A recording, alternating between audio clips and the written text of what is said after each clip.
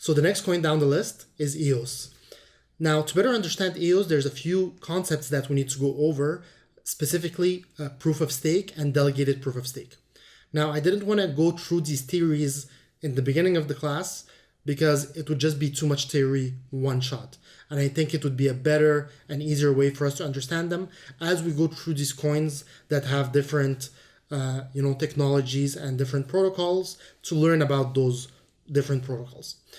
So EOS is a platform that wants to let people run large decentralized applications on top of them. So the same sense as Ethereum, right? Where on Ethereum, it's a platform, you can launch your own decentralized app. Same thing with EOS. You can run your own decentralized app on top of EOS's blockchain. And their objective is for you to be able to run large scale decentralized application. Like we've seen with Ethereum, an application like the Kitty application was too big, or the blockchain of EOS couldn't handle all the transactions that were done on top of that token. So EOS wants to solve that problem by having a protocol that enables large-scale decentralized applications to work. The funny thing is, again, EOS started in 2017 by Block One, so about a year ago. When they started, their token was run on top of Ethereum's blockchain. So they didn't have their own blockchain. They ran their decentralized app, EOS, on top of Ethereum's blockchain. And then at one point, January 2018, they came off of Ethereum's blockchain. They launched their own blockchain. And now you can they stopped being a token and they became a coin, right? And now you can run your own decentralized applications on top of their blockchain. So they're a main competitor of Ethereum, right? And the funny thing is that they were on Ethereum's blockchain in the beginning, and actually coming off of it, they were getting help from Ethereum's founder, Vitalik Buterin, even though that they were competitive. And that shows you the type of person he is and how, he just wants to help the space grow. Now, there are differences between Ethereum and EOS, and we'll get into that. But basically what EOS does, they enable smart contracts, same thing as Ethereum. They're eliminating transaction fees, and they're solving the scalability issue that we're having by using a different consensus algorithm than Ethereum and Bitcoin and a lot of other currencies. They're doing what we call delegated proof of stake consensus. Now, to understand that, we need to understand what proof of stake is. We've already seen proof of work, right? And everybody understands what proof of work is. So, look at this. We have a blockchain. So good. So we can actually just go on top of that. So proof of work is when you have, and again, how they invented proof of work? Proof of work was invented for spammers. So there was too many spams. So basically, I think it was email spams, right? So to eliminate that or mitigate that, they had people solve a puzzle, and then they can send the email, and that eliminates just sending mass spam emails. It's the same thing with the blockchain, right? Proof of work is you solve a puzzle, and then you can commit your block. And because of that, we trust you, and it eliminates people who are trying to launch an attack by sending fake blocks. We make sure that the person is actually we trust what he's giving to us because he did a lot of work to give that to us. And we don't just trust them outright. We check with different people and the block has to get better. But, it's still part of the protocol, and it's one of the biggest points of the protocol is having this proof of work. Now, like we've seen, proof of work consumes too much energy, right?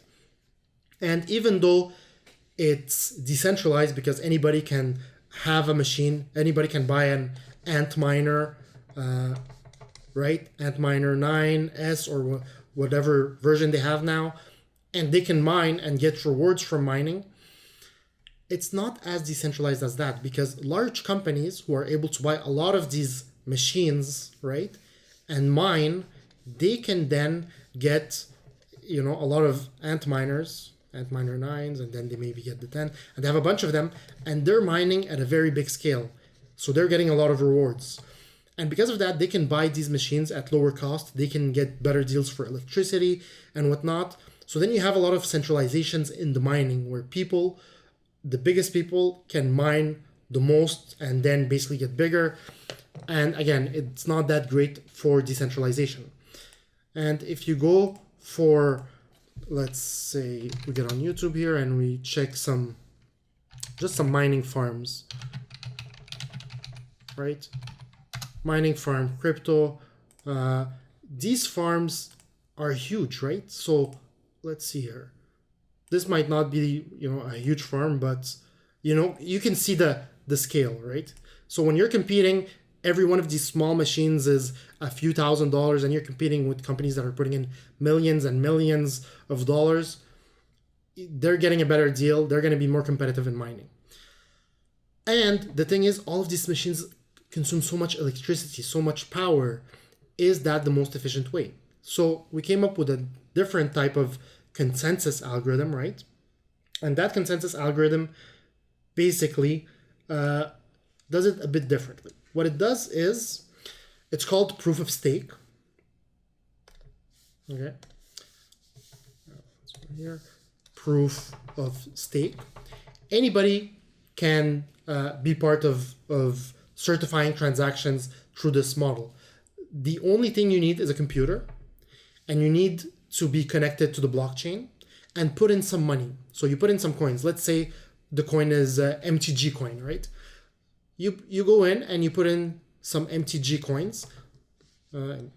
Let's say you put in 1,000. And for those 1,000 coins, you're now part of that system. You're part of the ecosystem, and you can confirm the transactions. And there's a bunch of other people. Maybe somebody has 100 coins here, somebody has 10 coins, and they're all part of the system. So when there's a transaction that comes out, what happens is it's going to be sent to one of these computers randomly. And let's say in this situation, it's randomly sent to MTG, to my computer, right? And I have 1,000 MTG coins. Now, this transaction, I certify it. I say if it's correct or not. And because I do that, it doesn't consume any energy, right? I just confirm it. Now, let's say this transaction was for like 10 coins. I get it. If I lie and this was a fake transaction or a bad transaction and I didn't confirm it correctly, I didn't check that it is true that this signature is correct or whatnot, then the money that I put in here will be lost. I will lose my funds. So I'm staking my money, I'm putting in my coins so that people trust that when I confirm a transaction, I'm saying the truth. Because if somebody else confirms this transaction and then it comes out that I lied about it and it was not a correct transaction, then I'm losing my funds. And I will never get to confirm transactions that are bigger. Well, not the transaction, the reward, right? Because this transaction, there's a fee associated to it, and maybe the fee is 0.01 coin, right? Now, why would I lie to make 0.01 coin and risk losing 1,000 coins? I'm not going to lie, right? So the incentive is as strong, if not even stronger, than a proof of work, because I'm locking in my money in this node, we call these nodes, to certify that I will be saying the truth. Because if I lie, I will lose the funds that are in there, or a big part of the funds, right? So it's very safe. And then in this way, people are going to get coins or get transactions to confirm randomly based on the amount of coins they have. So if you have 100 coins, you have 10 times less chance of getting a transaction, but that's fair because this person has 10 times more, he should have 10 times more chance. It's a linear relationship. The more coins you have, the more chance you're going to get of confirming a transaction, right? But when you're doing proof of work and you're mining, the more money you have, you actually start making way more money. Okay, it's not linear. It looks more like this because of the economies of scale, right? So this is actually way better. Now, Ethereum, for example, even though right now it's running a proof of work algorithm, Ethereum plans on going proof of stake. Now, a lot of people aren't happy about it because they're miners and they're making money out of the mining and they don't want that, but it just makes sense, right? It makes a lot of sense. Now, even with this, there's a lot of issues. Why? Because there's so many nodes. There's so many people that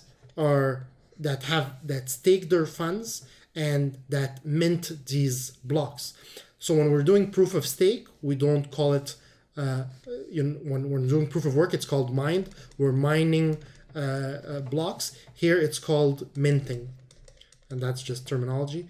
So when we're minting a block, there's so many of these. So we have to send the transactions to a lot of nodes, and it does take time. So what EOS came out with, and I think EOS should be, so what EOS came out with is basically, and they're not the only one who are using delegated proof of stake. I believe there's Steam that is doing that as well right now, and a few other coins. But what they're saying is, you know what, instead of having all these nodes, let's have, 21 nodes, just 21. And these nodes will vote them. So if you have any EOS coin, you can vote for who you want to act as a witness and to confirm these transactions. So it's like a democracy where people can vote, EOS holders, they can vote for who represents them and who they trust to confirm these transactions. And the voting is ongoing. So if somebody becomes less trustworthy and people vote for somebody else, he can not be there anymore. He will no longer be part of the system, and somebody else will come in his place who will have more votes than him. And the top 21 people will be the 21 nodes that basically can confirm these transactions. Because of that, because there's way less nodes, we can confirm way more transactions way quicker. So I think what EOS is saying is that they can get up to 1,000 transactions a second, and it takes less than half a second, so 500 milliseconds to confirm a transaction. So that's ridiculously fast, right? Or to mint a block, sorry. So that's ridiculously quick. Now, EOS gained a lot of popularity with this, and everybody saw that it made a lot of sense because it solves some of the issues, right? It solved the issues that we're having with scaling. And not only that, but they had a lot of very nice and cool projects that were coming out simultaneously. So if you go on EOS projects, if you just check all the new projects that are coming out on top of the EOS platform, you can see here we have some education, decentralized applications, advertising, gaming and gambling, payment and currency exchanges, privacy securities, platforms. So you have a lot of coins that are already, a lot of tokens that are going to be launched on the EOS network. Amazing, right? And the price of EOS went up accordingly.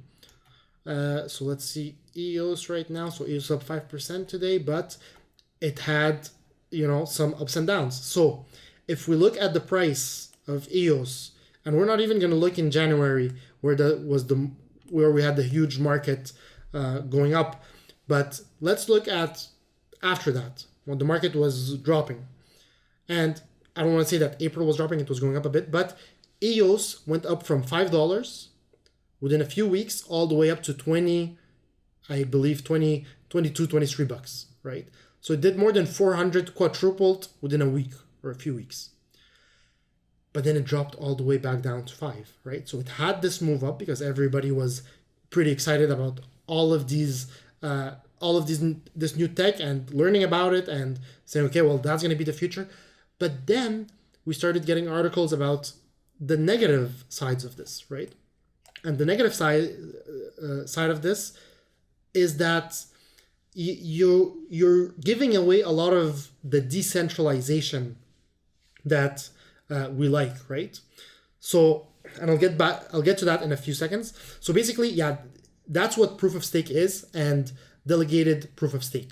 Proof of stake, you're basically staking your funds, and because of that, You can lose them if you're lying, and we trust you because we know that there's no incentive for you to lie, and we'll catch you if you lie anyways because we are checking with several people, but it's still slow. There's so many nodes. Decentralized proof of stake reduces the number of witnesses in the nodes who can confirm the transactions. We can vote for them, but it's way faster because of that, but it reduces on decentralization. So yeah, EOS enables smart contracts, does this. They have 21 block producers that will validate blocks in 500 milliseconds. The protocol, delegated proof of stake, half a second block time, 21 block producers. Voting for block producers, each EOS coin has one vote. The cons of EOS is that it's less decentralized. And because it's less decentralized, these 21 block producers, they have a lot of coins, right? And because they have a lot of coins, they have a lot of voting power. And they can help each other out in a way of who they can vote for each other. They can do things that, there's a high potential for collusion, basically. And that happens in every single business, every single industry that's not governed by by a government entity, right? If you're not governed, you are gonna collude because you're human, right? Regardless of how good you are, regardless of how good-hearted you are. Maybe not everybody. Some people are just so good, but most people aren't, right? So if you put somebody in this position of power, they will try to find a way to better themselves off. And because of that, there came out a lot of articles talking about how these people can help each other out and they can, push other people down and whatnot. So I'll let you read more about it. But it came out to be, yes, we are solving one issue, but when we're solving one issue, we're giving away part of something else, right? And this is where we're at now. If we want faster speeds, we have to give away on something. And what do we give away on? Do we give away on decentralization? Do we give away on security? If we want more of that, then we have to be maybe slower. And it's a give take. Now, all these technologies are getting better. Again, this just came in several months ago. It's a new thing still. And we constantly come out with new technologies and new protocols, and it's constantly going to change with time.